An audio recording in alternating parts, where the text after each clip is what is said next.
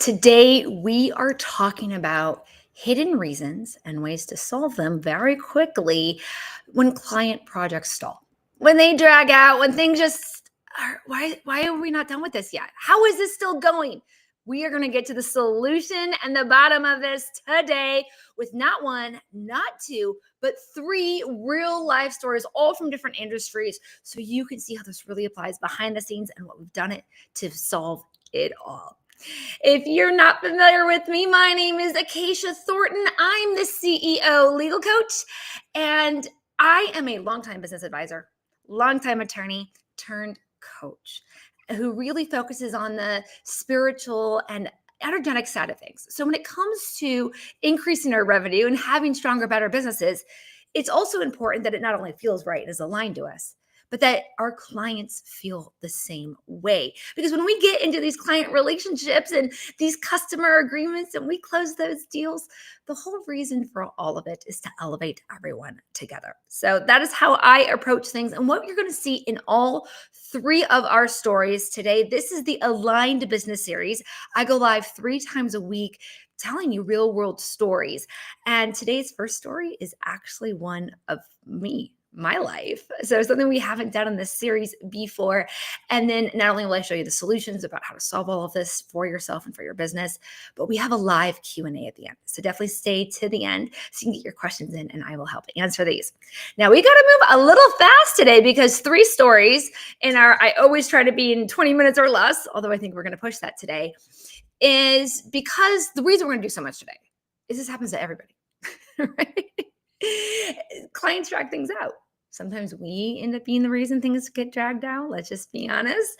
Life, business, other things, the combo of us with the clients. So what is it really about? Right? Because it rarely is malicious, although it could feel that way sometimes, as we'll see in one of our stories today. But why does this happen? Because sometimes it's because we thought the project was only going to take 4 weeks or 4 calls. But then it turns out we needed more like 7 to get it over the finish line. There was a misunderstanding of how to prep and outline the structure. Other times, it's because we have indecisive clients. They're, I don't know, maybe this. Oh, God, can we try this? You know what? Now that I'm doing this with that, I want to. Oh, I keep moving it, asking for little things that might just seem little, but those littles can add up to a tipping point. Then sometimes the clients don't come prepared. We have a call or we have a meeting and they're like, oh, I forgot to get that. Oh, you know what? I couldn't decide. I wasn't really sure what, and then we can't move. We can't close this phase and move to the next one, right? Sometimes it's even a blending of offerings that we'll see in one of the stories today. And also sometimes it's because it's included. Believe it or not, we often say in our client agreements and our client relationships, this is what's included, not where the boundaries are, or we assume certain boundaries, or the deadlines and the milestones are enough boundaries. They're not. They're not, as we're going to see today.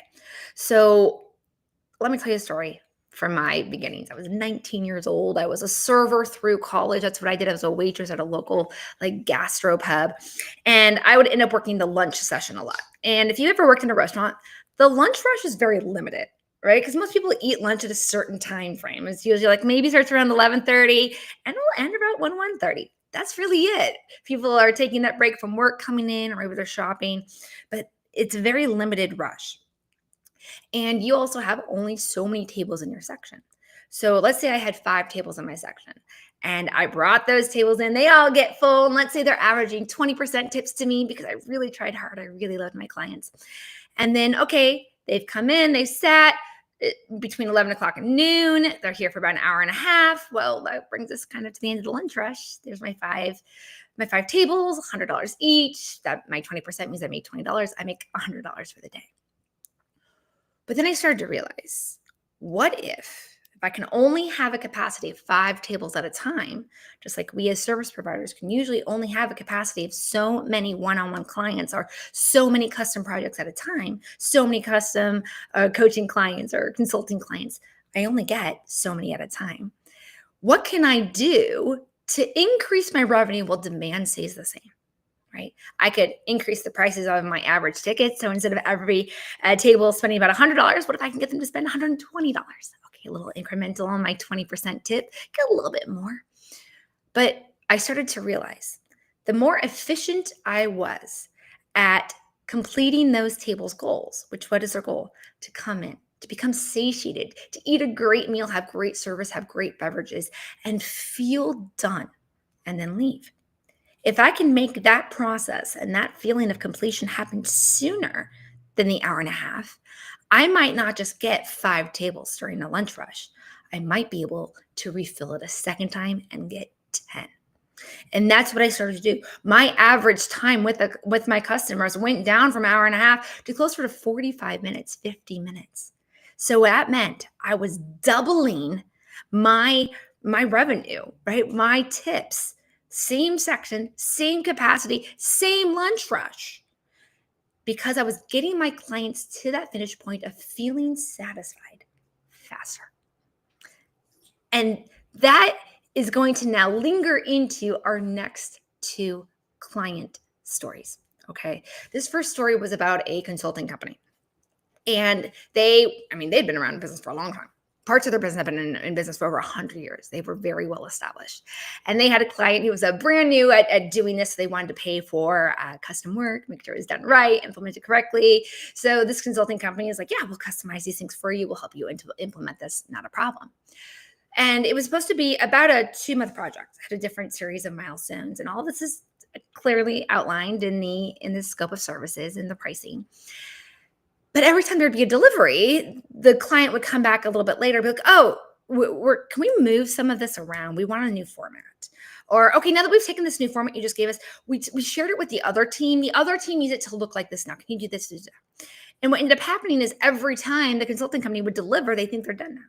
And then the client would come back and be like, "Well, what about this? What about this?" Right? So what ended up happening is this 2-month project became a 6-month project, and they weren't even halfway done at the 6 months point. So the consulting company came to me and they're like, "What do we do? How do we get out of this? Like, we're having to say no to other business, just like having to say no to another table. I can only handle so many tables at a time. They could only handle so many consulting projects." They had priced this out based on a 2-month project, not a 6-month or longer. What can they do? They had these revenue delays.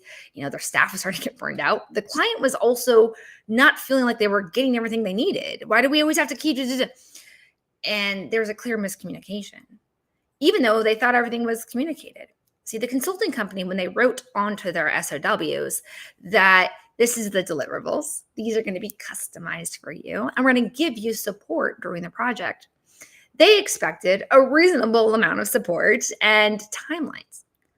But the client was like, "No, we told you we need handholding. We told you that we are paying this extra for this." But the consultants were like, "That's not what that was. If you wanted this level of constant attention over every little thing nonstop over and over and over again, that's a different pricing point."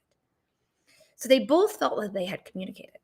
And all of this was clear on the contract, but it wasn't actually clear in practice. And so we're going to show you how I ended up getting them to cut that off, stop it, and then what we did to make sure it never happened again. But first, I want to tell you about a coaching client of mine. She also does designing. She sold a 3-month coaching package to help somebody start a business, and this person absolutely loved her. So they're like, I also want you to design my website, my logo, and some of my marketing materials. So there's this dual package, right? And so they've got the coaching calls for 3 months and then the website design and these other things. But as they're having those calls, the customer, the client kept being like, I can't decide. Or I'm not ready. Or you know what? This came up. I had a thing with my boyfriend and I just couldn't. And then, this happened. And then, so 3 months of coaching calls come and go. There's still not even a basic plan for the website or a logo or any of those things.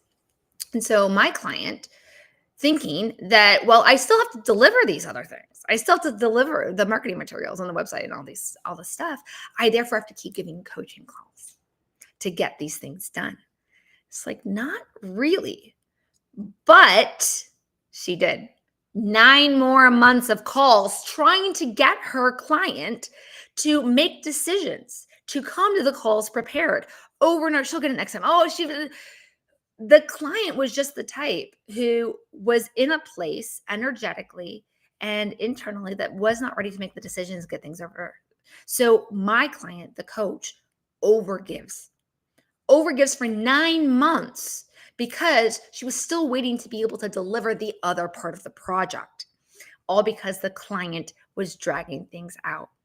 Now, as you can see with all of these situations, it's not sustainable, right? And it's not what an aligned business looks or feels like, because you're going to start losing the revenue. That's spots and times and energy and spacing for you to give to other clients' containers that are more fulfilling. You also aren't staying within your timeline, so you can't prepare or plan your revenue. You can't even prepare or plan your freelancers and your suppliers and what you need. If you think you're having 3 months of revenue come in 3 months, and then suddenly you have to last 6 months on 3 months of revenue, that can hurt. But also, it starts to eat at you. It eats at you. You become exhausted. You become frustrated. You become stressed. You feel like you have to give in a way that is just not aligned to you anymore. And you start to doubt yourself as a business owner, as a leader, and as a designer, as a consultant, as a coach, whatever it is that you bring with your heart. You start to doubt yourself simply because there wasn't some basic solutions. What are those solutions? We are going to, like I said, if you have any questions, make sure we get those into the chats, because I'll get to those in a second. I already see a couple coming in, but so what are the solutions? First, you don't have to carry all of the energetic weight of your boundaries and enforcing them yourselves. We feel like we do. I have to be the one to communicate this. I have to. But also, when do you communicate it in a way that's sustainable? Oh, I mentioned this in the onboarding. Well, onboarding was 9 months ago. The client probably doesn't remember that. They were maybe absorbing other pieces of information. We don't remember everything that's said. Our brains have to simplify and digest the key elements. So what might have been important to you maybe just wasn't the important factor for the client to remember at the time. So the number one way to actually create a sustainable foundation that protects you and the clients, and I'll show you here in a second how these actually make better client relationships, is to put it into your customer agreements itself. As we saw with the consulting, having those milestones is not enough. If you can't answer the question, when is the project done? Or who decides when the project is done? We have a gap in your contracts. Who decides when your project is done? You or your client? 9 out of 10 times it ends up being the client. The client can ask for revision. The client can ask for another training. The client they can drag it out. So if it's left in the client's hands, it's not in yours. There's no clear communication. What we want is everyone to be in agreement. It's not you or them versus you. It's everyone in agreement, which is another reason why having these things, I'll show you the 2 classes here in a second, up front in your agreements is powerful, because everyone has come to an agreement on when done is done, what's included, what's not, and what happens when we go beyond it. What happens when we go beyond it? And sometimes that is more revenue, sometimes that's a time extension, and so on. That's really, really important, is having that level of clarity so everybody knows how to proceed. Everybody knows what's expected of them. And like if in the coaching one, right? If the customer knew that if they didn't get those design elements figured out within those 3 months, that it was going to cost them more, or that these other things might have happened, or that they wouldn't be included, something, right? Just some outcome. Well, then now that client knows I need to bring myself in these 3 months, not keep asking for permission to drag it out. They know the boundaries, which helps them be more efficient and effective. What's great about boundaries is not only do they have clear guidance and clarity, they bring clarity the whole way through. Because unlike saying it in your onboarding, that contract's there the whole time. Everyone can reference it at any time and know what's agreed to, know what's expected of you. But clients also step up and bring their better selves when they know what's expected of them. They can decide, All right, this is my last extra call. Do I have everything?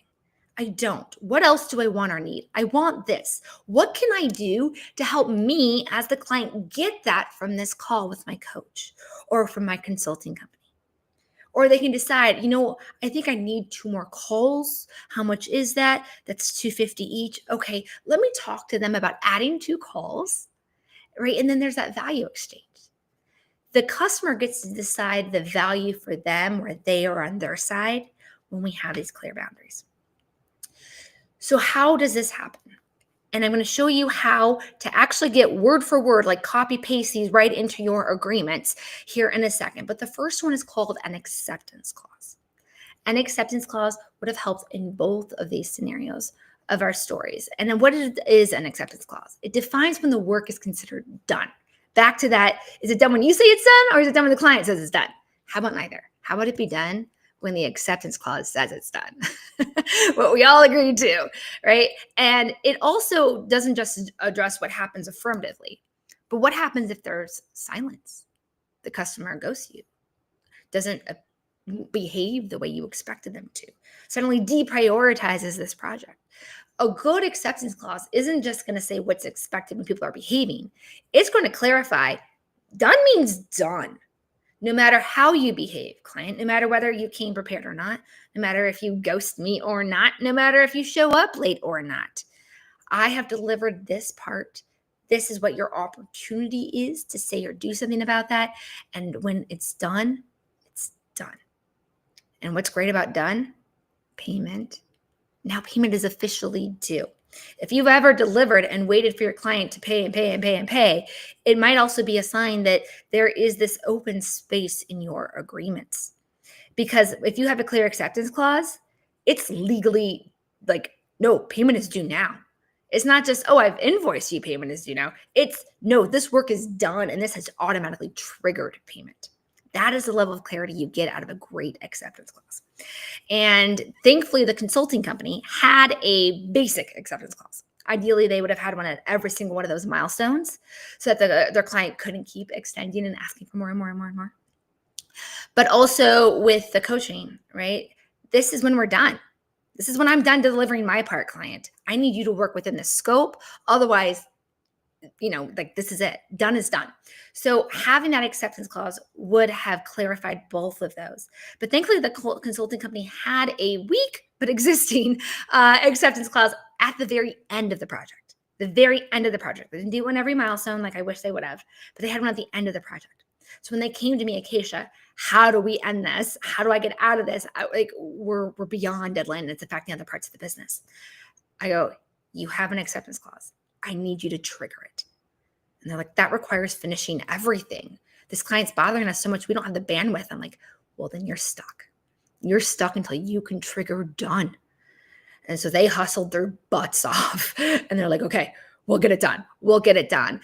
And because once you get to that, you can now tell the client, the contract says we're done. The project is done. If there's any extras you need, we now trigger what happens on the other side. You're going to get, 2 weeks of extra support or whatever, right? So now we've put the finish line and we've gotten them to cross it and we can show that to the client. It's not just us arbitrarily picking it. It's what the client already agreed to in that acceptance clause. So that's what was really nice is we had to rush to get them to that. They overexhausted themselves and worked themselves, but they were so eager to have that project stop the burnout that they went and did that. So ideally, an acceptance clause would be at every single point of delivery and definitely at the end. And then the second one. What is the second one? So the second one is called a scope creep clause.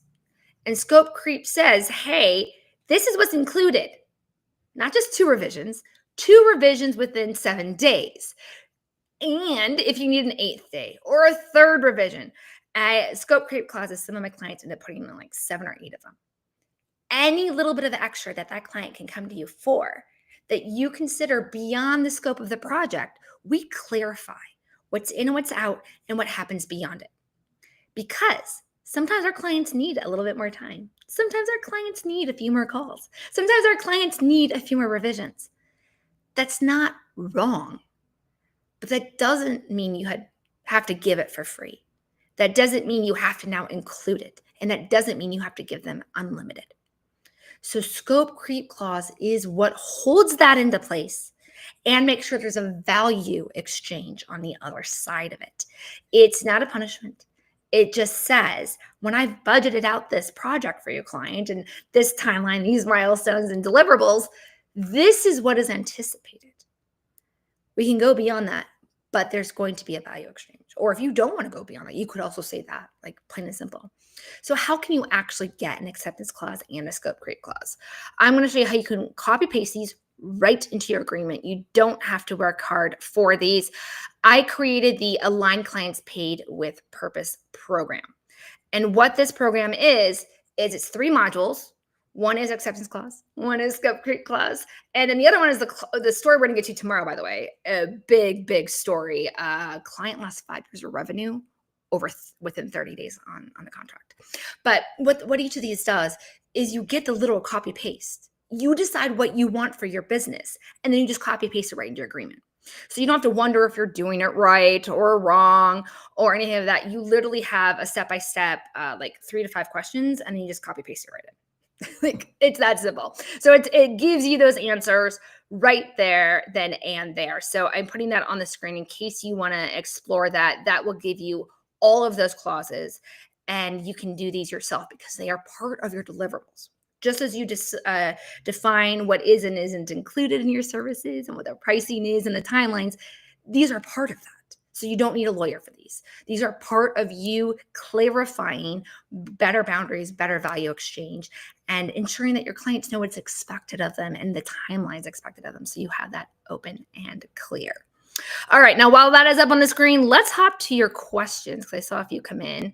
And we're already at our 20 minutes, but I want to make sure I get to your questions. All right, let's see. Okay. What if I already signed the contract and this keeps happening? Can I add these clauses mid-project? Okay. So look, if it's not written in your contract, which you first want to do. So let's first make sure this never happens to you again. Go get those clauses. Clarify what you want and put them in your templates. That way you know that moving forward, it's never going to happen again. But for your current ones, we have to go off of what's written in there. We have to go off of what is written there. So see if you've maybe phrased something in there that might give you that out. Like I had said, the consulting company, we happen to have a very loosely written one. Theirs was something along the lines of, if the deliverables substantially meet what was listed on the SOW, the project is complete. And so I was like, okay, you need to go substantially meet whatever, trigger that, and then we'll make you a better one. And was it go along each timeline. But look at what you have there, because what's not fair? It's not fair to tell your clients one thing and behave a certain way and then pull the rug out from under them. That's not going to result in a happy client. But what you can do now is start communicating and setting the foundation. Hey, it looks like this project might need a few extra calls. Don't forget, only 7 calls were included. So if you're thinking we're going to need to go beyond that, let me know so we can plan out some pricing and some timelines for that, right? Give them a heads up before you hit the wall, before you get there, and lay that foundation. That usually helps. So you can't literally add them mid-project unless you're willing to go through a formal amendment, which requires both you and the client to sign a document. But you can start to do it in your behavior and your words and your communication style with them. Yeah. Do I need a lawyer to use these clauses? Nope. As mentioned, these are part of your business, right? They're just part of defining the value exchange, services, time for samples, revisions, whatever. Like, this is all part of what your deliverables are. So you do not need a lawyer for these at all. No. Can I use this in verbal agreements or only in written contracts? Okay, so written contracts, when they're signed, are really potent and powerful because, one, we know everybody agreed. We know the exact words and terms they agreed to. And we know it can be enforced in arbitration or in court or whatever if we ever had to get there. Verbal agreements, however, rely on the he said, she said, hoping people remember, hoping that they interpreted it the same way that, right? Even the consulting client that we had earlier, Their customer thought they had communicated, hey, we told you this is the first time we're doing this. We need some hand holding. So the customer thought they had communicated, but that's not what the consulting company heard. The consulting company was like, yeah, we laid out what we were going to do for you on the SOW in this contract. So when we have verbal agreements, we leave ourselves open to a lack of clarity, a lack of being able to refer back to anything. And verbal agreements have more requirements to even be enforceable. If your stuff is worth over $500 or more, the law often requires that you have something in writing. There has to be some form of writing. It doesn't have to be fully comprehensive, but a purely verbal agreement is not enough. So just to, kind of clarify that I wouldn't rely on verbal agreements. But as I said, when the first question was asked, can I do this in mid project, is you can use your communication style to help nudge it a certain way, but that doesn't mean it's going to be enforceable or fully agreed to the way it would be if you had it in signed writing. Yeah. In the program, do I get a template or just guidance? Oh, I love this question. All of it. I really mean this, you can do this yourself in under 30 minutes thing for business owners. No background about legal contracts, anything is necessary at all. So what you'll get in each module is a video that walks you through more client stories and that shows you the different things that we thought about when we were actually writing them. So a little bit more than what we have in these calls, right? We go into details, and then you're going to get a worksheet that helps you decide, what do you want? What does this mean for you? And then you're also going to get a sheet that just has the copy paste. You can fill in the blanks if you want to customize, or you can just copy paste in the ones that are right there if you feel that already addresses it. So you get all that. You're going to get the guidance and the support and the video. I hate to call it a training, but it's just more of like, one of my clients called it, I get to see what's going on behind the scenes with other businesses. I get to see what they're facing and how they're answering these things, because without that, you feel you have to come up with your own answers. And this program is designed to show you all the different ways that you can explore and implement these things and then do that for yourself. It gives you the tools to literally have the word for word copy paste it right into your agreement, right? Only thing you have to decide is how you want to do business with your clients. It's the only part that you have to decide. Everything else is done for you in that program. Let's see. We'll go 2 more questions, all right? 2 more questions because we are over time, but I love these questions.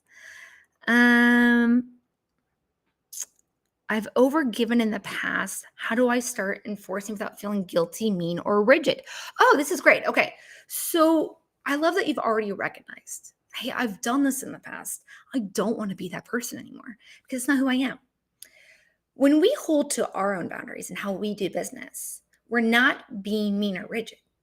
Because when we're able to enforce who we are, we're able to bring more to others. As we saw in all 3 of the stories, right? The story about me being a server and the tables I had when I was in the restaurant, and then the consulting people, as well as the coach and the designer, is that when we overgive to one space, we're taking away from others.